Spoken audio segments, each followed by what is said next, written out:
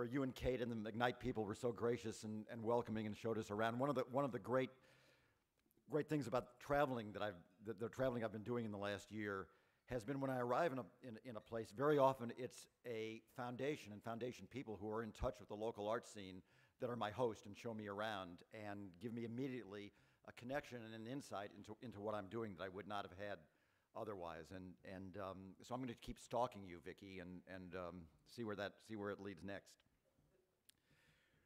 1 year ago, I went to Brooklyn to make my first major speech in my new job as chairman of the NEA. To you, my fellow grant makers. You may remember then that I said that the days of a defensive NEA are over. I didn't write that as an applause line. Well, actually, I did. But I also meant exactly what I said. So how's it going? Well, this past summer, the Department of Housing and Urban Development released a NOFA. Of course, my first question was, what's a NOFA? A Notice of Funding Availability for $100 million in funding for regional planning efforts that integrate housing and transportation decisions and incorporate livability, sustainability, and social equity values into land use and planning and zoning. HUD worked closely with the Department of Transportation and the Environmental Protection Agency in this initiative, which alone would have made this a marquee example of interagency collaboration. But Sean Donovan, Ray LaHood, and Lisa Jackson are truly committed to going beyond their silos. They did something that has never been done before. They invited the NEA to participate as their partner, a first in NEA history. They wrote the arts explicitly into this NOFA.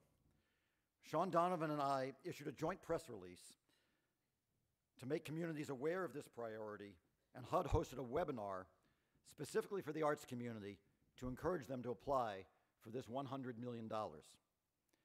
And another first, the NEA was included in the evaluation process. Last Wednesday, right as I was getting on a plane for Austin for a meeting for all the state arts agencies, HUD released the grant finalists. I'm delighted that the arts are the centerpiece of many of these grants, from Greenfield, Massachusetts to Radford, Virginia, from Hollywood, Florida to Rockford, Illinois, and Evansville, Indiana. We are still analyzing the results, and we'll have even more to report shortly, so check back on our website at arts.gov. Sean Donovan is not defensive about the NEA. I've been engaged in an ongoing conversation with Arnie Duncan at the Department of Education about arts education. We gave back-to-back speeches in Washington, D.C.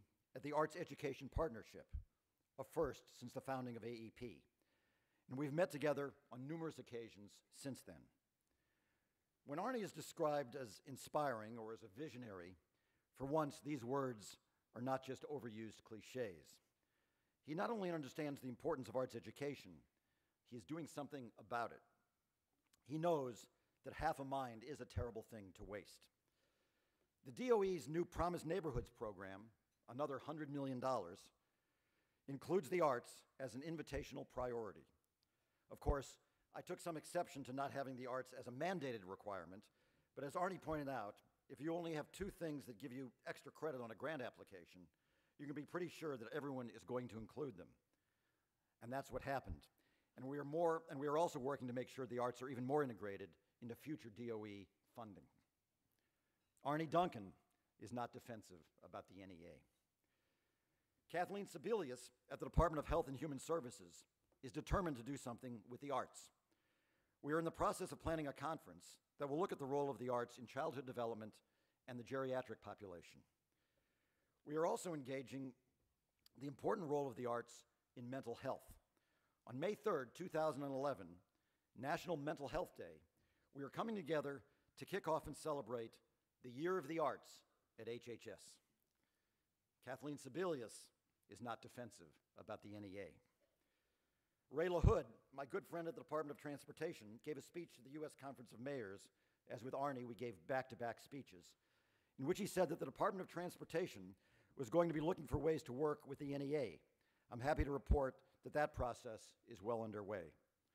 I met with Tom Vilsack at the Department of Agriculture, who suggested that their community facilities program, they build buildings in small towns all across America, would be an ideal place for an engagement with the NEA, design, artist spaces, and workspaces. We're also talking to the Department of Commerce, to the State Department, and even the Department of Defense. This past summer, at the instigation of your compatriot, Joan Shigakawa, who is right here somewhere. Hi, Joan. What a prize we have in Joan. I'm incredibly lucky.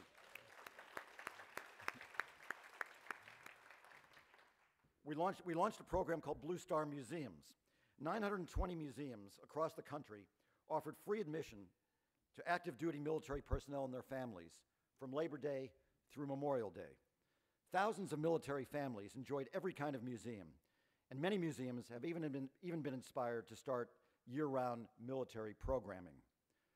Blue Star Families, the organization that represents our active servicemen and women, is not defensive about the NEA.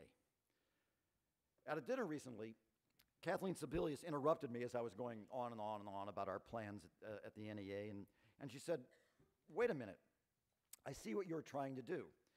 You're trying to embed the arts in every federal agency." And I said, bingo. That is exactly right. The arts are now part of domestic policy, and it is about time.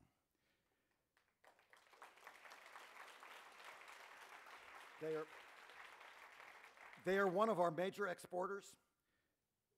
They are an important sector of our country, and they are uniquely positioned to complement and complete the work of our nation's other sectors. So how have I been making that case to the cabinet secretaries? Two little words that Janet Brown, my staff, and probably half of you here today are very tired of hearing: art works. These two words have three meanings. As you know, I'm a horse guy, and I can't resist a trifecta. Art works. These words refer first to works of art, to the creation of artists, what we fund at the NEA, the heart of what we all support when we invest in artists and arts organizations. Secondly, artworks reminds us that these works work on us. They work to change and inspire us, to spark our imaginations, to challenge, confront, and comfort us. And finally, artworks is a declaration that reminds us that arts jobs are real jobs. Some 5.7 million full-time arts-related jobs and 2 million full-time artists in this country. I was recently with Jim Canales and Josephine Ramirez of the Irvine Foundation, who shared with me some of the Cultural Data Project data.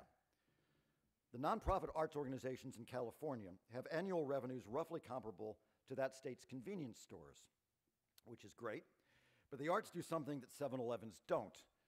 They don't make Slurpees, they make places. And investments in creative placemaking, investing in the arts as a strategy for creating more vibrant, more sustainable communities is our topic at the NEA.